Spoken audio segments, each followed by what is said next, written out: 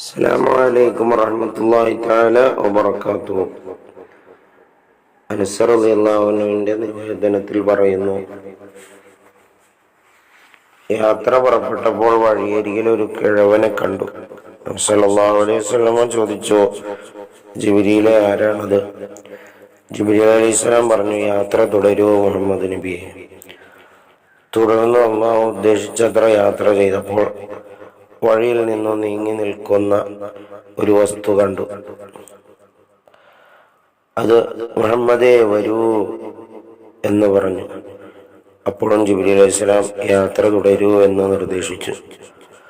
വീണ്ടും അള്ളാഹു ഉദ്ദേശിച്ചത്ര യാത്ര ചെയ്തപ്പോൾ അള്ളാഹുവിന്റെ സൃഷ്ടികളിൽ ചിലരെ കണ്ടു. അവർ നബി സല്ലല്ലാഹു അലൈഹി വസല്ലമയ്ക്ക് അഭിവാദ്യം അർപ്പിച്ചു. പറഞ്ഞു, അങ്ങയുടെ മേൽ അള്ളാഹുവിന്റെ രക്ഷയുണ്ടാവട്ടെ, അങ്ങേക്ക് സമാധാനം ഉണ്ടാവട്ടെ, അങ്ങേക്ക് ശാന്തി ലഭിക്കട്ടെ. അപ്പോൾ ജിബ്രീൽ അലൈഹിസ്സലാം പറഞ്ഞു, നബിയെ, അങ്ങ് സലാം അടക്കുക. സല്ലല്ലാഹു അലൈഹി വസല്ലം സലാം അടക്കി. തുടർന്നുള്ള യാത്രയിൽ വീണ്ടും ഇത്തരം ഒരു വിഭാഗത്തെ കണ്ടുമുട്ടി. അവരും ഇതുപോലെ പറഞ്ഞു. നബി സല്ലല്ലാഹു അലൈഹി വസല്ലം പ്രത്യഭിവാദ്യങ്ങൾ അർപ്പിച്ചു. അങ്ങനെ ബൈത്തുൽ മുഖദ്ദസിലെത്തി. പിന്നെ ജിബ്രീൽ അലൈഹിസ്സലാം പറഞ്ഞു, വഴിയരികിൽ താങ്കൾ കണ്ട കിഴവന്റെ പ്രായമേ ഈ ഭൗതിക ലോകത്തിലുള്ളതിനുള്ളൂ. താങ്കളെ വഴിയിൽ നിന്ന് തെറ്റിക്കാൻ ശ്രമിച്ചത് ശത്രുവായ ഇബ്ലീസാണ്.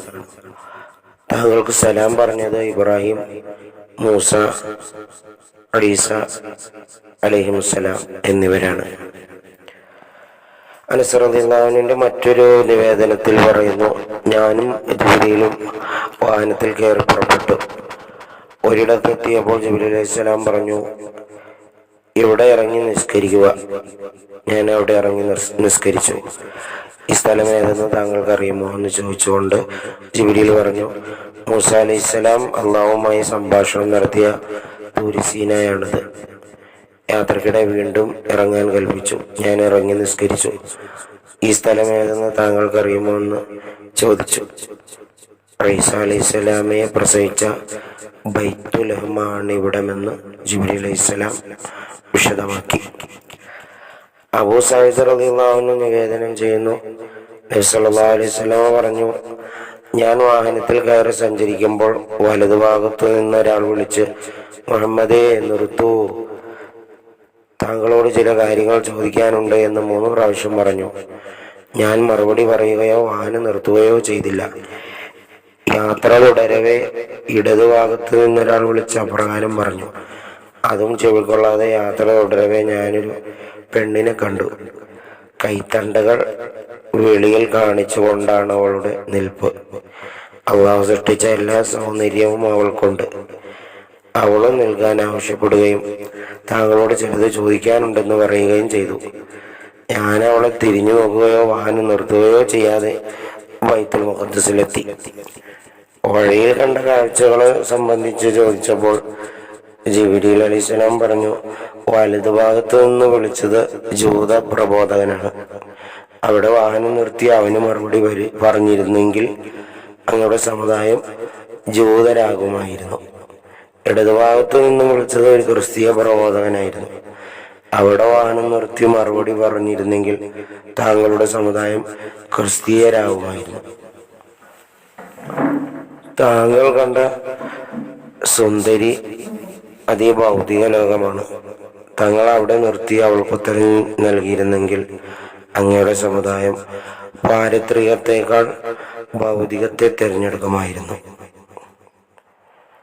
ഷദ്ദാദ് ഇബ്നു ഔസ് റളിയല്ലാഹു അൻഹു നിവേദനത്തിൽ പറയുന്നു, ഞാൻ വാഹനത്തിൽ യാത്ര ചെയ്തുകൊണ്ടിരിക്കവേ ഈത്തപ്പന മരങ്ങളുള്ള ഒരു സ്ഥലത്തെത്തിയപ്പോൾ അവിടെ ഇറങ്ങി നിസ്കരിക്കാൻ ജിബ്രീൽ കൽപ്പിച്ചു.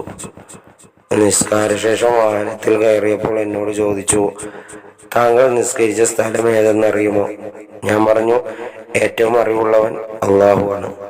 അദ്ദേഹം പറഞ്ഞു, താങ്കൾ നിസ്കരിച്ചത് യസ്രിബാണ്, അതായത് പിൽക്കാലത്ത് മദീന എന്നറിയപ്പെട്ട സ്ഥലം.